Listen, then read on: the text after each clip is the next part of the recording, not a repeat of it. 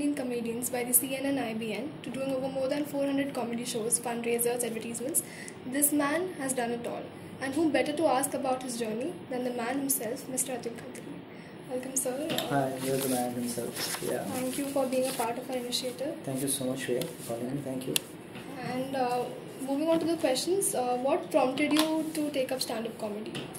I was running a fairly successful IT business. I was a CEO of an IT company. It was, I could, in one word, put it like a midlife crisis because, when you're 40, I was around 44.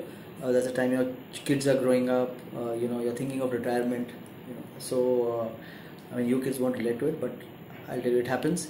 So I was thinking continuously that, few years I'm going to retire. I'll stop working, and I always wanted to do a few things, something different with what my life was, and I didn't want to one day sit back and realize that, oh shit, I should have done this, I should have done that, So I was always a fan of comedy, not of stand-up comedy, because stand-up comedy was very new to India.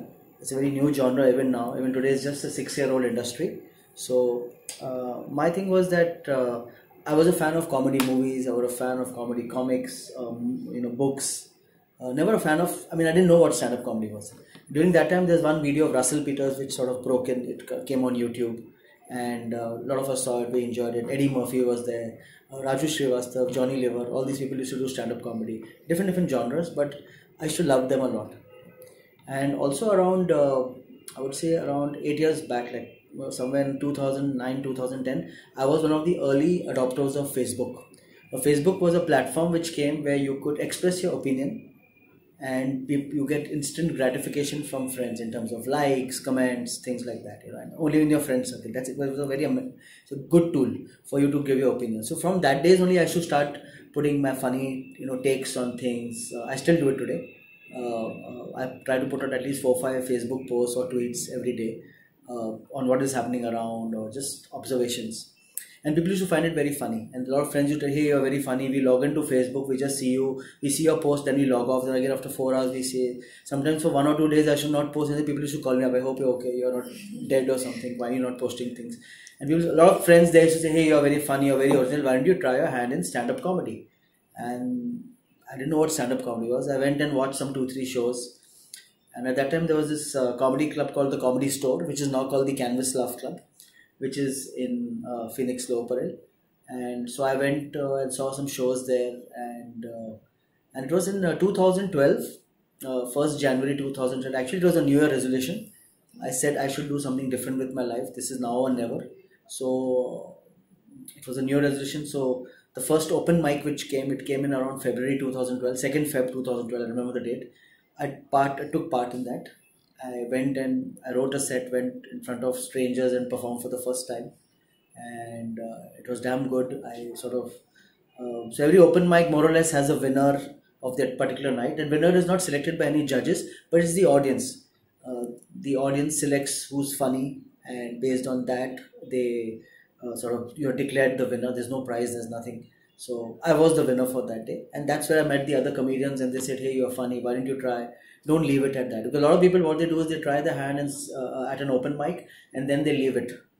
So they said, no, don't leave it. Please keep on doing it. So continue it. So I continued it, and thanks to Comedy Store, I kept on doing more gigs. And within a year, I started doing professional gigs in terms of I started getting paid for it. Till that time, I didn't even know there is money in it. How can a layman, say a college student, get into the industry, and what is the the initial investment or the baby steps you take to get into the industry? Okay, so for anybody wanting to get into stand-up comedy, first of all, watch stand-up comedy. Not on YouTube. Go and watch live shows which are happening in Bombay or in your city. Now today, stand-up comedy happens on a daily basis in Mumbai, Bangalore, Pune, okay, not so much, Bangalore, Chennai, Kolkata also. There are comedians everywhere, even in smaller cities. I've met comedians in Indore, I've met comedians in Lucknow. So comedy is really growing very fast. So reach out to the comedians there, go and perform. That's the only, first go and watch comedy. Go and see how comedy is. And the only way to get into stand-up comedy is open mic. Everybody has done the same thing. Veer Das, Russell Peter, Kevin Hart, George Carlin, whoever nobody learned it from his mother and started doing comedy. You have to go through the process of an open mic where you write jokes, go and try in front of an audience. Audience decides whether you're funny. If your jokes are not funny, you go rewrite it again, go and try. And I think that's the only way to get into stand-up comedy, is through writing good material, original material. One important thing is, please don't copy other comedians' jokes, Indian comedians, or if you take an American comedian and you say, oh, I'll change this joke and use it for an Indian context. No, it doesn't work. You have to write your original jokes, no WhatsApp jokes, no internet jokes, your own original jokes, because that's when the funny will come out. Write original jokes, go in an open mic, try it, again retry it, keep on trying. Sometimes the journey could take you, 1 year, sometimes it will take you 4 years, sometimes it will take you 5 years. I know comedians in the Indian scene who have been trying for the last 5-6 years, they still haven't broken apart. So it's a very tough line, because making people cry is very easy, making people laugh is very difficult. Okay, so say what an aspiring student or a person, what does a person need to possess, like the skills or qualities that a person must have to become? You have to be funny for sure. There's no investment. There's absolutely no investment. The only investment obviously is time, which is also an asset. So time is the only investment, and you have to do crazy time management. So I tell a lot of students and all that studying is also important. It's not like I get a lot of messages from students on Facebook and Twitter and all. Sir, I want to get into comedy. I don't want to study. I want to drop out and I want to become a comedian. It doesn't work that way, because unless you are a prodigy or gifted, we will go and start killing on day one. It's a very difficult, because you have to be knowledgeable. You have to understand it. You have to have an opinion on things to talk about. So if you want to talk about the governance, if you are a comedian, you have a stand-up, you are a voice, you want to talk about, you should know what the government is doing. You have to be educated well enough to understand what you're going to talk about. So I think time is the biggest investment which you have to make. Otherwise, really, there is no and skill set, and you have to be funny. Has to be a funny bone, spontaneity, and all these things which you will probably learn when you're on stage. Okay, the more stage time you do, you will start getting more comfortable to the stage. You'll start getting more spontaneous. You'll start interacting with the crowd, and there's a complete process to stand-up comedy. So just to put it in a nutshell, you have to go to an open mic, try your material. Once you start doing well, other comedians will notice you and they'll start giving you spots. So in between a regular act, if you go to see a comedy show, sometimes you see a new face comes in and does 4-5 minutes. That's the time, because then you're performing to a paid audience. Once you start doing that, you have more material. You have 20 minutes of material, 30 minutes, and people will start paying you for your own gigs. And then you sort of have your 1 hour, then you come out with a special on Netflix, Amazon, wherever. So it's a process. It's a long process. Again, I told you it could take some time. 1 year, 2 years, 5 years, 50 years also. I know there are comedians abroad who struggle for like 20, 30 years to break into the scene. Some are successful, some are not successful. Every industry that seems to be attractive and glamorous, it comes with its own struggles. Like, people have to struggle a lot. Consider Bollywood or any other industry where you have to go up on stage and meet a lot of people. So what were the struggles that you faced initially? So one thing which is a parallel to Bollywood here, honestly, first of all, there's no nepotism, which sort of Bollywood is getting infamous for. But it's your skill set. And let me tell you, the entry level barriers are very less. If you're extremely funny, you can go to an open mic tomorrow, kill it over there. People will start noticing you, you'll start getting gigs, and if you get material. So there are comedians who I know till 1 year back, nobody knew them. Today, thanks to internet, their videos have become super viral. Now everybody in India, everybody over the world knows them. So the entry level barriers, this lady Priya Prakash Warrior, one wink, 34 million views, Nobody knew her till 15-20 days back or whatever, whenever the video hit. Today she's in internet, so the Supreme Court cases filed against her and cases are being fought on Supreme Court. That's the beauty of internet. One nice viral video can take you from here to there. So the entry level barriers are very less, but you have to be funny, you have to be original, and you have to be very, very dedicated to this. It's a line. So if you're coming here to find women to get laid, sorry, this is not the platform. Very hard work goes into it, and come in this line only if you are in it for the long haul. Don't come at it कि ठीक है, I want to look cool in front of my fans, I become a stand-up comedian, it's, you will be cool for 1-2 minutes. Standing on stage for 30 minutes making people laugh is extremely difficult. Sorry, what was the other part of the question? You asked something else. Like, no, in this same question. This was just the initial. Okay, I hope I answered it. I didn't take it somewhere else. Sorry. Okay, and I asked this out of sheer curiosity because I've watched so many videos. Yeah. How do you design your content? How do you take inspiration from, like, you are too much into observational comedy. I watch your videos. How do you take inspiration and then come out with jokes and your sets? How do you design them? So I'll describe you the process of writing. Every comedian has got a different process of writing. There are comedians I know who every morning get up and just write. Okay, their thoughts for the yesterday, they just sit and write. They write 5 pages, 6 pages, and then out of that they get out like half a page or 1 page of good material. I work differently, so I have I have thoughts in my head. I expand those thoughts in my head. Or something which has happened to you. Like, for example, one of my videos which has gone super viral is the Justin Bieber video, which actually happened to me. So you take some part of it, you sort of give it some kind of a creative, freedom in terms of liberty, in terms of expanding the set, and then write, go and try it out, and this. Sometimes also most comedians, when they find themselves something which themselves funny, sometimes I have a joke and I feel that this joke may work on stage, but I don't find it myself very funny. So those jokes I know will never work on stage, because unless you really find it funny, you will commit yourself to the joke. In terms of seeing that I know there have been jokes I know which I wrote first time on stage, nobody laughed, but when you start, it's probably the delivery or you change some few words, and now it's killing on stage. So it was the same joke 6 months back was not working. Now I'm doing extremely well on that same joke. Probably I've rewritten it, make some changes in the construction of the joke. Timing also. Timing. Just a pause. One pause can make all a difference.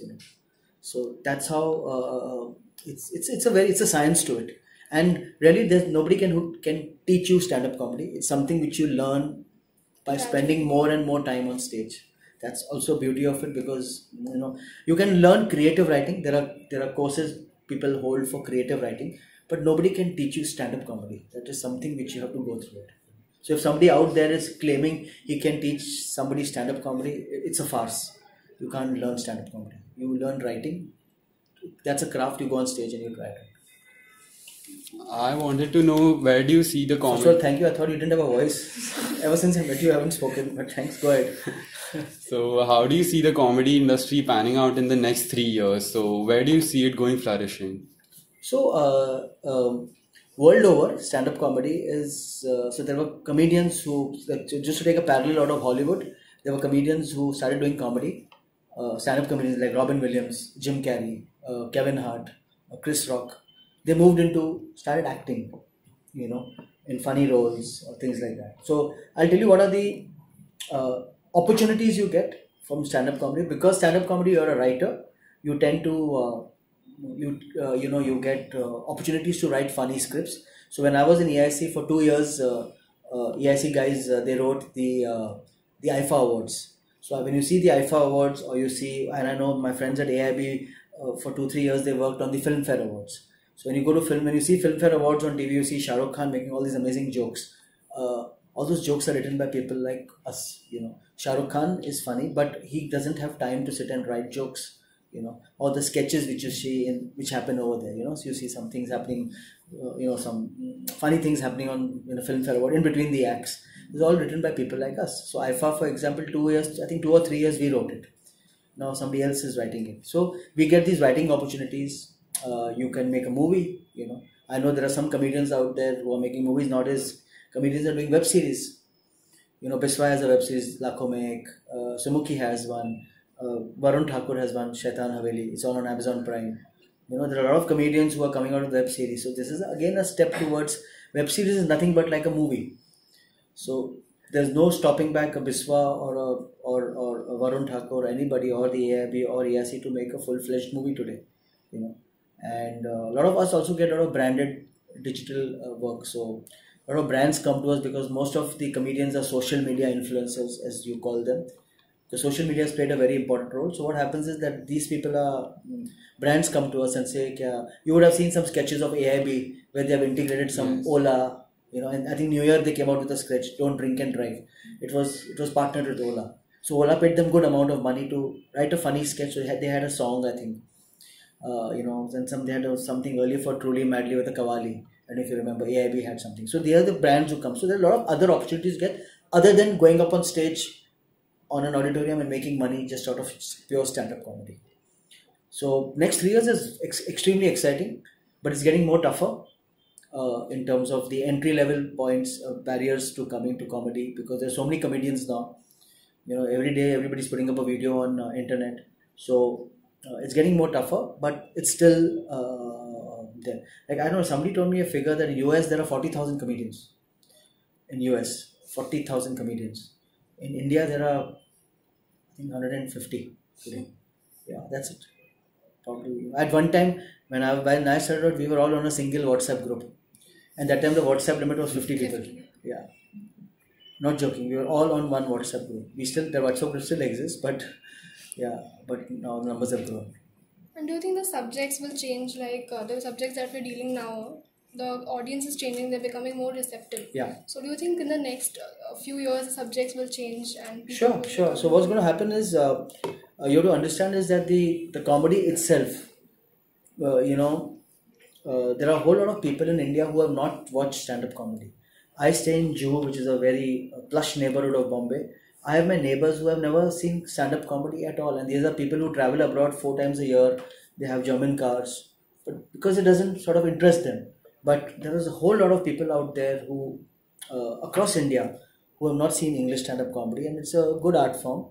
So it's going to definitely, more and more people are coming. But over here, to answer your point, what is happening is that as a comedian, there's a responsibility towards you to say that you don't alienate the crowd or you don't scare them away from comedy. So for example, if you watch Louis C.K., the last special which he had, he started his special, 1 hour special on Netflix with illegal abortion. Okay, very, very hard subject. Chris Rock has a new special started with racism. Now this, if you go to an Indian audience in Bhaidas Auditorium and do that in front of a crowd and you talk about abortion or you talk about pedophilia or you talk about child marriage, they'll get scared. Oh my God, this is comedy. We'll go on TV and watch Kapil Sharma. That's good for us. So you have to sort of take them along with you. So, you still do those, silly Gujarati jokes. Gujus are cheap, Sindhis are cheapest, Marwadis are cheaper, whatever. You do that. People still laugh about it. And there's nothing wrong in that. It's not that those jokes are bad. How you write the jokes are important. But today, I'll tell you, if you go to see a comedy in Canvas Laugh Club, and young guys like you come, and I still do Gujus are cheap, Sindhis are cheap, you'll say, yaar, ho gaya, yaar, we know it. Now take me to a next level, please, raise my intellectual level also a little bit. So the comedians are now talking about that. I believe Daniel has a show right now. Daniel Fernandez is a comedian. He has a show called Shadows, which he's talking a lot about personal stuff, about his depression and things like that. People are now started talking about that, but the audience has to grow along with you. And we as comedians have responsibility to see that you take them along with you, don't scare them. And it especially happens when you perform in a new city. Like if I perform I remember performing in Ludhiana 2 years back, and they were 100% of the crowd had never seen stand-up comedy.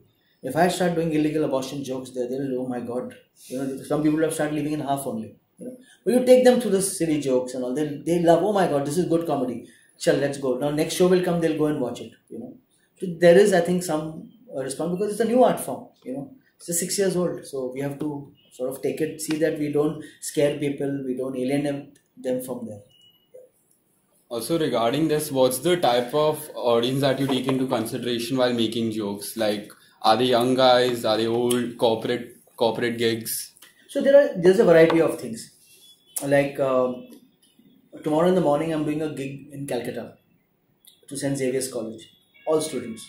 And as I know, it's very much like an NM kind of thing. So they have like 11, 12, they have BCom, they have BFM, they have all that. No oldies. I'm performing there tomorrow. So obviously you have to have material which relates to that. In the evening, I have another show today, which is a corporate crowd. Okay, where the average age will be 50.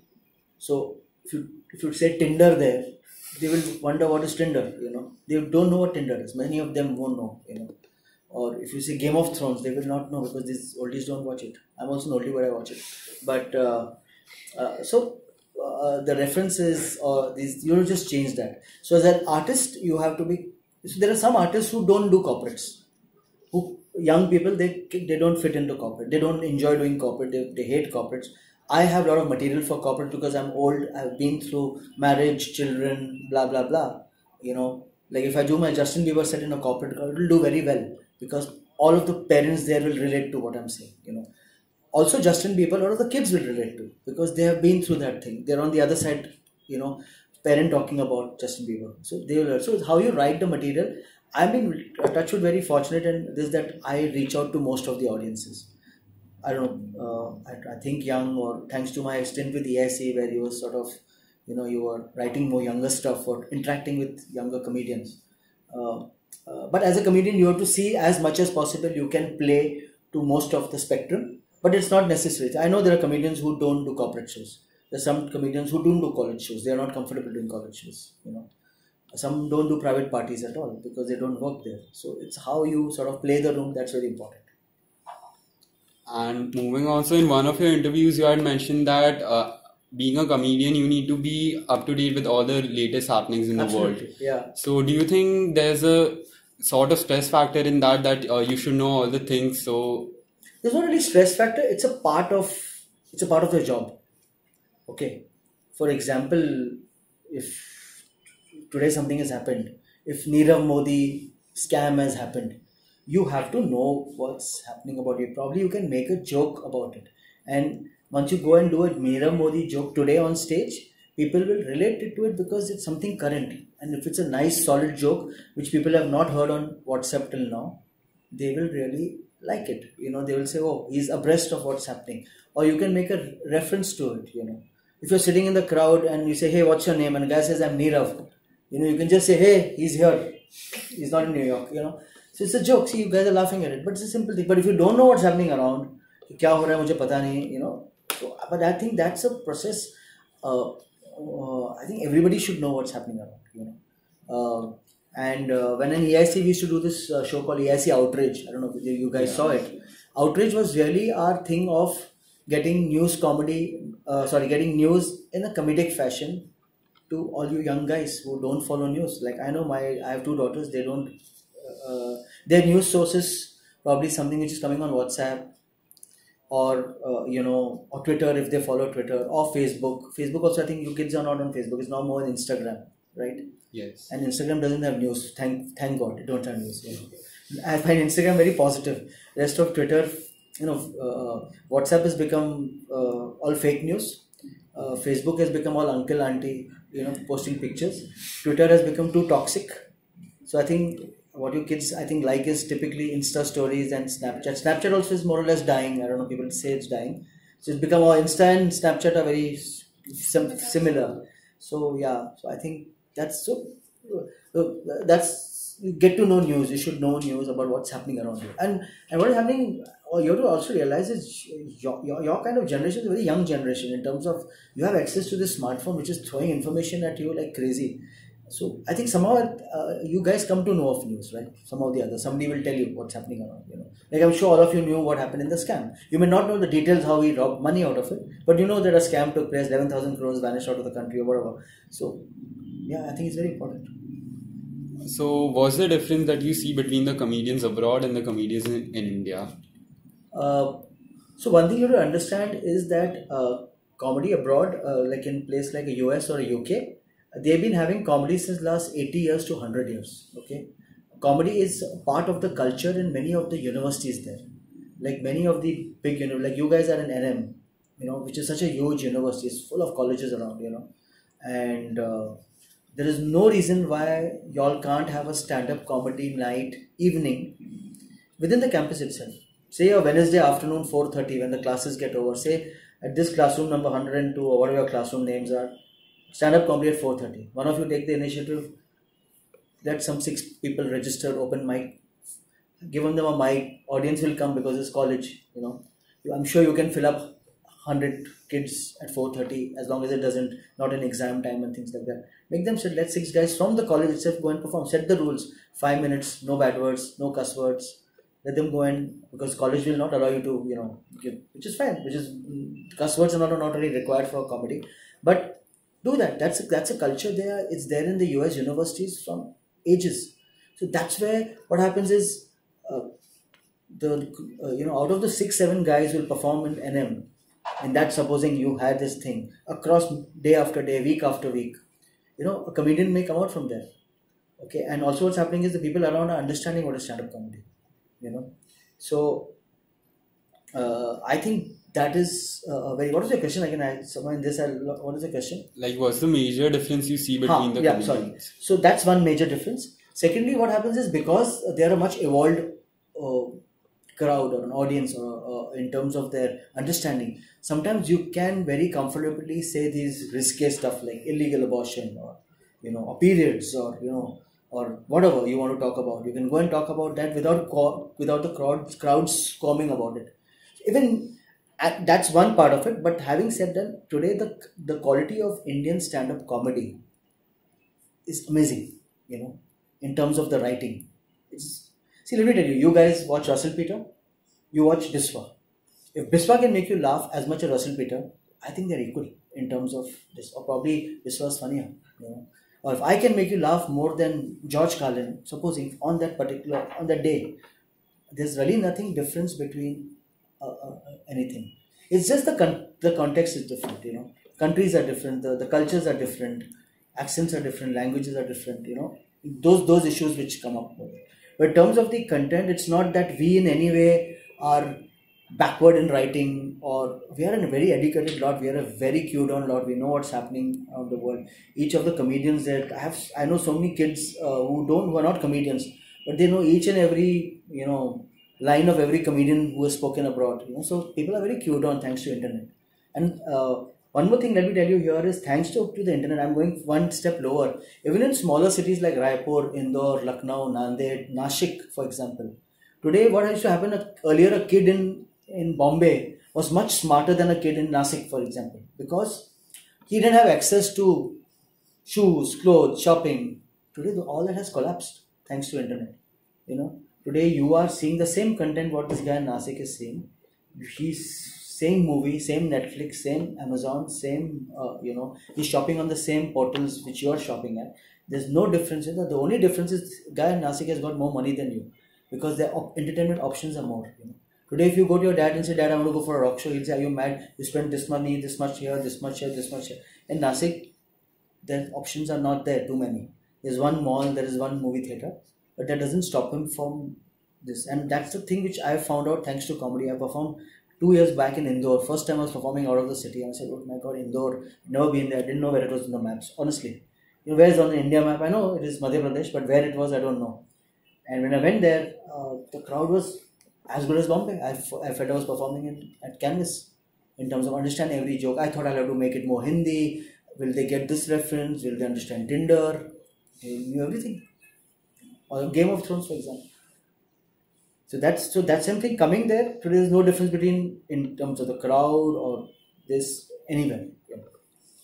So do you think actually parental pressure also makes a difference? Because now if a kid wants to be a stand-up comedian when he grows up, his parents don't allow him.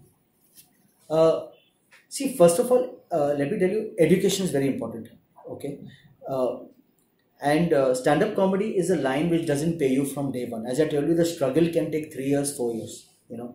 So unless you have a very rich dad who says, "But I don't do anything, do stand-up comedy for 4 years," or unless you are too lazy. But I would assume anybody would finish their education alongside pursue a passion of comedy, because it's not something which takes your entire day. It's in most of these stand-up open mics happen in the night. So there's no reason. I used to do it when I was a CEO of a company. I used to run a company. I used to remember I used to finish my work at 7:30. I used to carry in my bag jeans and t-shirt because I used to wear a shirt, tie and formal wear at work. I used to actually change in my bathroom, change to jeans and shirt, take a Uber, rush to the Canvas Laugh Club, watch a comedy show, or go to perform there just for 5 minutes, 6 minutes.